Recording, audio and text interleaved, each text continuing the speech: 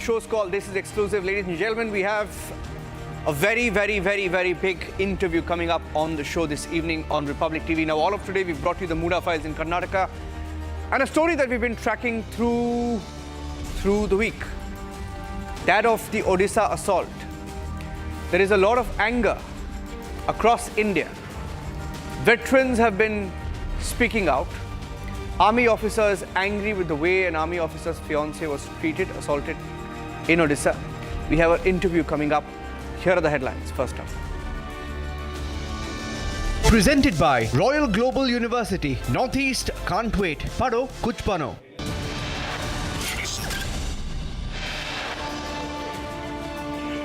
Republic tracking the Tirupati Laddu controversy. More on how firms got contracts. Explosive document showing how YSRCP changed tender conditions to favor one particular company. BJP is trying to dislodge our government through money power and also through Operation Kamala, but they could not succeed. To stop the sanction to prosecute him, Siddaramaiah, in his first statement after the court verdict, calls it a conspiracy by BJP-JDS.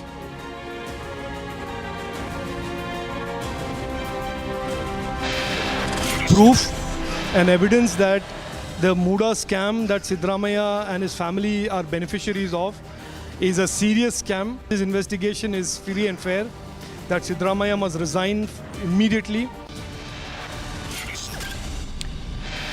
The BJP goes for Siddaramaiah, asks for his resignation.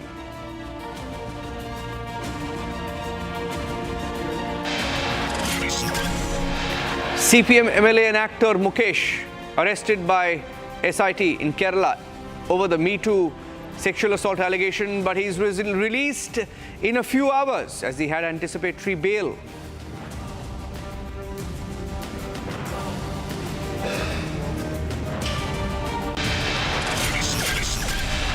IDF launches deadly strikes on Hezbollah, targeting weapons commanding centers in South Lebanon.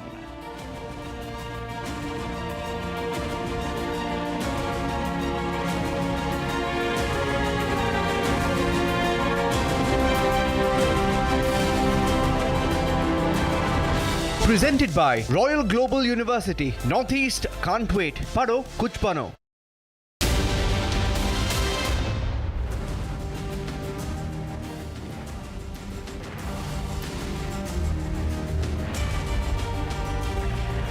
There is a lot of anger over the alleged case of assault in Odisha of an army officer's fiancé. Now, you've seen her sound bites in Odisha post the incident, and there are many videos doing the rounds on social media.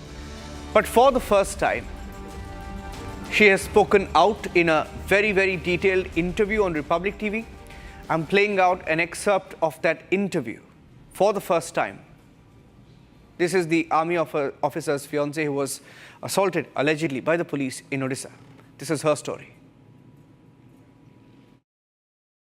Just for the sake of our viewers and for our fight along with you, just give us a small snippet of what exactly happened that day.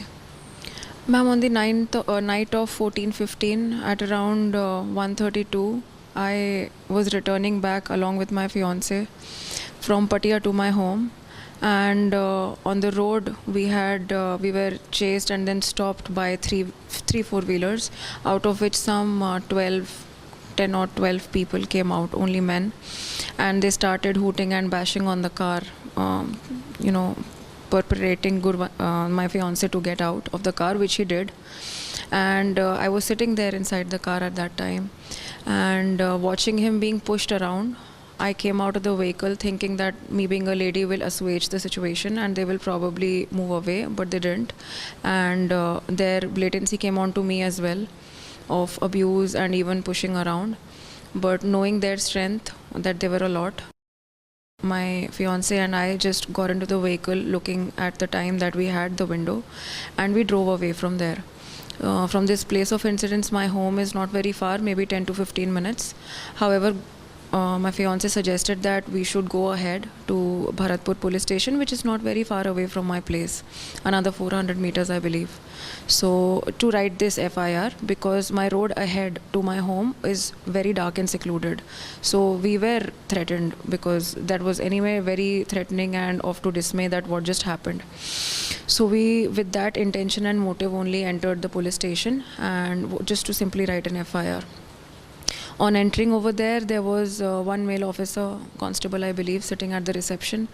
And when he was told about whatever was the incident and we want to write FIR, he ignored and he said that you please wait and sit. We sat, we waited at the reception. Then a lady officer came in her nightie, so I asked her if she was the person on duty. She said yes, she was. Then I said, ma'am, can you please take an FIR, because we've already mentioned it to him and he's not, so aap please likh lijiye. Since she was a lady, I was having a talk with her. She was also not really listening or paying any attention or even giving any interest. That is when I did take out my camera and started to record her, because I did need evidence. If later I wanted to put in a complaint or whatsoever, that did not take action, even though I was there at an odd hour. And my requirement of going to the police station at an odd hour has to be viable. It has to be with a reason. So obviously I was there just to write a complaint. Thereafter, when I did take out my phone, I could make out she was irritated and enraged with me. So she didn't. She said, "Aap wo bade sahab aayenge, likhenge." After about 30 to 40 minutes, the vehicle did come, and more female officers and male officers did get down of that vehicle and they entered the police station. By then, my fiance was the one who was explaining and started doing the talking, because there were enough males then he was talking to them that हमारे साथ ऐसा ऐसा हुआ है, हम यहाँ पे already 1 आधे घंटे से वेट कर चुके हैं और भी बहुत ज़्यादा लेट हो गया है, अब प्लीज़ कंप्लेंट एक लिख दीजिए, मुझे एक पेपर पेन दे दीजिए, I will just write my complaint and I am good to go. वहाँ पे भी there was hesitant, there were resistance, but still I think maybe in 5 odd minutes he did receive a paper pen and उनको लिखने का मौका दिया and he started to write. But I don't know what went down, that while he was writing, suddenly his arms were flung and he was stripped down and all his belongings, car keys, his wallet, his military ID card and his phone was taken up by the police, and he was being dragged to the cell. And that is when I was just wondering, what is this happening? We came here for a complaint. Why is he being taken to the cell? To which I started to tell the officer, the SI who was pulling him, that sir, kya ho gaya hai? What is the matter? Why are you taking him? There was no reply from him. He was not entertaining me. He put him in the cell. Then secondly, now him being behind the cell, we were just getting impatient. What is happening now? Like, what is next? So he was telling me, please call the SI, I will speak with him. He was not answering, he was not opening the door, and I kept on persistently knocking the door. That is when a woman came, a female officer. She dragged me by my hair, pinned me down, and there were two more ladies. Now there were total of 3 ladies on me, pulling my hair, dragging me across the entire that corridor, and they were beating me, punching me. While she beat me, one of my tooth also fell out. And watching that and watching the floor covered in blood, with my blood, my nose was bleeding and my mouth was bleeding. I told her, ma'am, मेरा खून आ रहा है, अब you've crossed a lot of limits right now, ma'am. अब बस करो, मुझे side में रखो, आपको मेरे से बात नहीं करना. From demand, I had now come on to pleading and begging for my life, that please ma'am, please let me go, let me sit, आपको मेरे से बात नहीं करना, मत करो, आप please मेरे को छोड़ दो, just let me go. And they continued abusing me, calling me names, abuses that I don't want to actually say right now. And they kept on continuously beating me, and then one of the lady came at my neck to choke me. That is when I have bitten her hand, and then she let me go. Then they insinuated and told me, she's on powder, देखो कितना strength है इसमें. And they just kept on saying all of these things. Thereafter, one of the ladies who was wearing a scarf, that scarf was used to tie my leg. My own jacket was taken off. I was just then wearing my sports bra, and that jacket itself was used to tie my hands behind. And then I was dragged. I was lying down on the floor and I was dragged inside a room. And in that room, I was further beaten by their legs, and 2 more constables, male constables, were called to put me under control because I could hear them again and again say that she's giving a lot of fight, she's screaming a lot. Somebody come and help us pin her down. And those 2 constables stood on my hand, pressed it, punched my face, kicked my face. Till then the SI, the one who had put my fiancé behind the cell, he entered. And when he entered, he also screamed, yelled and abused me. And one of the females then put up my bra, exposed me. And then he started thumping and just kicking my chest. And thereafter I was then just begging again, sir, what have I even done? Just please leave me. आप लोग हो जो यहाँ पे गलत कर रहे हो और क्यों कर रहे हो? Then he kicked me even more. Then they left me over there for good 30 odd minutes. I was locked in there just crying, and I was continuously screaming. Still hear those screams. I was just continuously screaming. And then in the meanwhile I was waiting over there. The door opened after a few while. And then I saw a new face over there, and to my head I thought probably this is the Bade Saab that they have been talking about, that who will come and listen. So watching a fresh face, then I told him everything again, that sir, so and so situation has happened. He asked me to shut up. He said, you have been the one who has created a ruckus over here. Who do you think you are? I told them, sir, I have done nothing, absolutely just came in here for FIR. By the time I'm saying this, one of the lady pulled down my pants, and simultaneously he pulled out his shirt, pulled down his pants, took out his private parts, came up, stood up onto my face. I was lying down, and then he told me that how many times would you take it to just shut up. Watching that, I knew that what could possibly come next. So I had just pushed my face down on the floor. I can't live that thing again, what I was feeling, but I was really feeling disgraced and pathetic. Do you think that only suspension is enough? And 60 days time for the report to be coming in, so it's a long wait of 2 months now, and just suspension being there. What else do you require? How do you think you will be going on for the next 60 days before the actual truth comes out? Ma'am, whatever I required, such as judicial inquiry, that has already been given. So ma'am, the truth and the course of law always finds its way. So even if for now they are suspended, whatever the higher authorities, government officials are doing, they are doing their best. I have my faith in them. So I am no one to command, ye hona chahiye, wo hona chahiye, because the book of command, IPC or even the constitution, everything is already there. So I am just a meager citizen who just raised her voice, knowing all these facts and having that knowledge. So my demand, whatever it was, has been already heard by Honorable Chief Minister, and the judicial inquiry is already going to be on its go.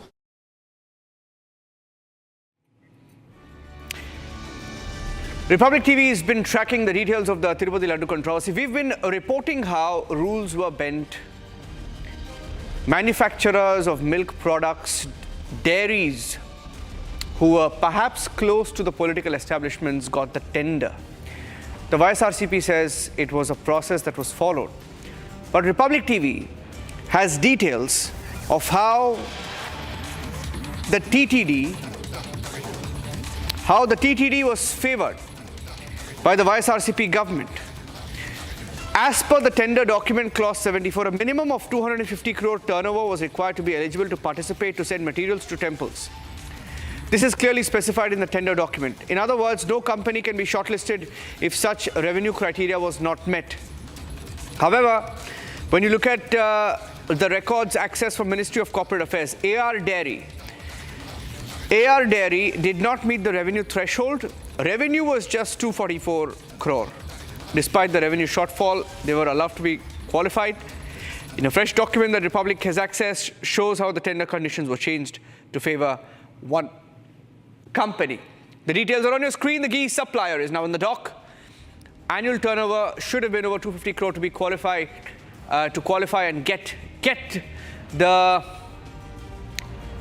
deal to supply the ghee, but it was not eligible. So how did they get the tender? That's the question. Let me go across to Aneri joining us on the broadcast. Aneri, 250 crore and 244 crore are different. There is a little bit of a shortfall, but is there more? I mean, what does it tell you? Well, definitely. Earlier, it was 250 crores of the limit which they have to submit the documents to get this tender. But then AR Dairies wasn't reaching the 250 mark. And also at the same time, after all of this, we also have accessed one more document which shows that how the TTD board back then during Jagan Mohan Reddy's government had changed the conditions of the tender procurement. So basically, when it was 250 crores to get a minimum of tender, they had changed the 250 crores to 150 crores. So directly 100 crores of that was minus. So now you require 150 crores of the financial assets in your company so that you get this tender. So that was that itself shows that how the TTD board had changed the conditions of the getting a tender for the Tirupati Devasthanam. And also not only that, but also at the same time we see that how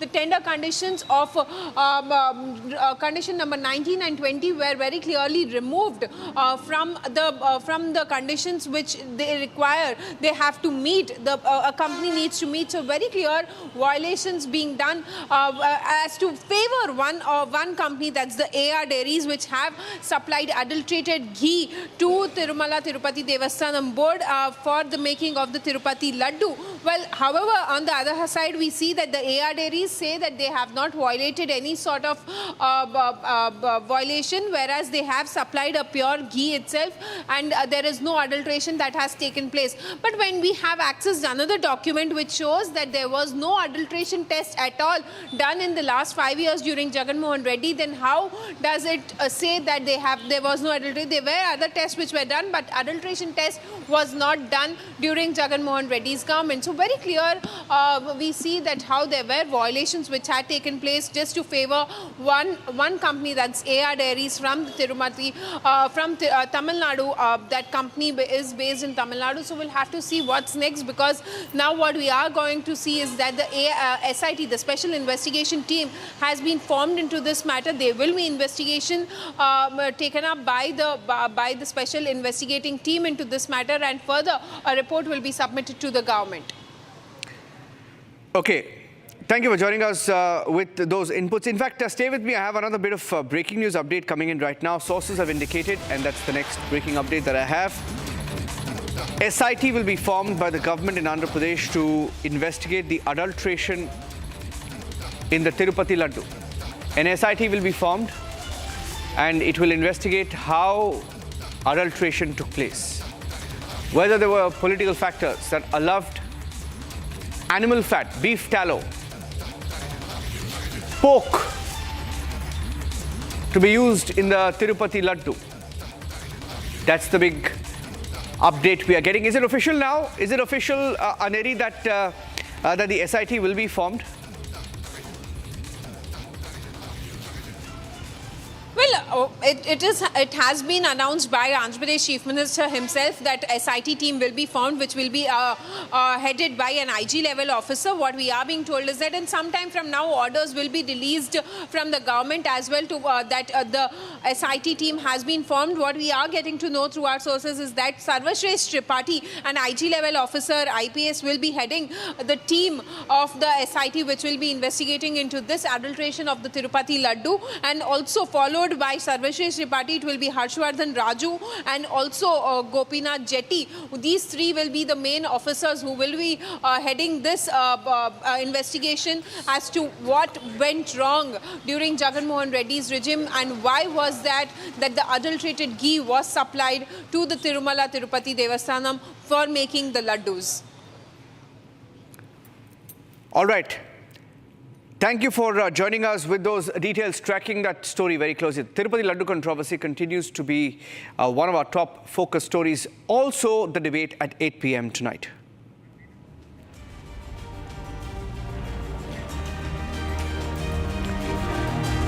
The second phase of elections are being held in Jammu and Kashmir tomorrow. The fate of 239 candidates will be decided tomorrow.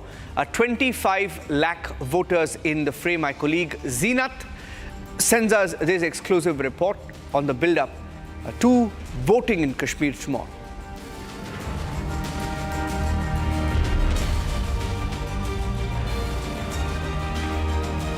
tomorrow is the D-Day for 239 candidates who are in fray in the second phase of polling. The polling will be held tomorrow around 7 in the morning, and this time the central Kashmir is in fray. Srinagar and Budgam is going to witness the historic polls, because this time the polls will be not held under any fear. Earlier, these pockets, these constituencies have seen boycott calls, but this time there is no boycott calls, and those people who used to call for these boycott calls are behind the bars. Most of the security arrangements, the multi-tier arrangements, have been done by the Jammu and Kashmir police, the Srinagar district police, armed police, CRPF, BSF, and also the components have come from different parts of the country to facilitate the polls and to provide a security to the voters. The maximum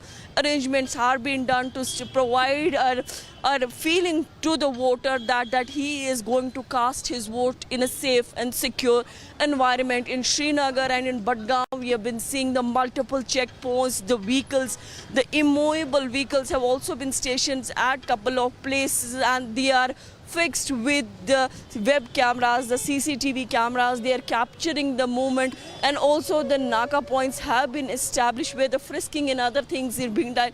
A kind of security deal, the protocol that is required to see that it's a free and a fair poll that is being exercised on the ground. Tomorrow the polling will begin at 7 a.m. and majority of the candidates, the known candidates, are in fray. From Central Kashmir, it will be from Budgam, Umar Abdullah, and also from Ganderbal. In Srinagar, the National Conference candidates are in fray. Similarly, in Chadora, in Char Sharif, you see candidates like Abdurrahim Rathar, and then in Ganderbal, again, the Umar Abdullah is contesting. From Chanapura, we are seeing Altaf Bukhari in direct fight with Mushtaq Guru. And all these candidates have been making news because of their views on Jammu and Kashmir. And that's it on this edition of This is Exclusive. Taking a break, back with the headlines at 7:30 and the debate at 8 p.m. on the Tirupati Laddu controversy. We will keep our focus on that, and the big debate at 9 p.m. on whether Siddaramaiah can remain the Chief Minister of Karnataka anymore. Political face-off at 9 p.m. Thanks for watching.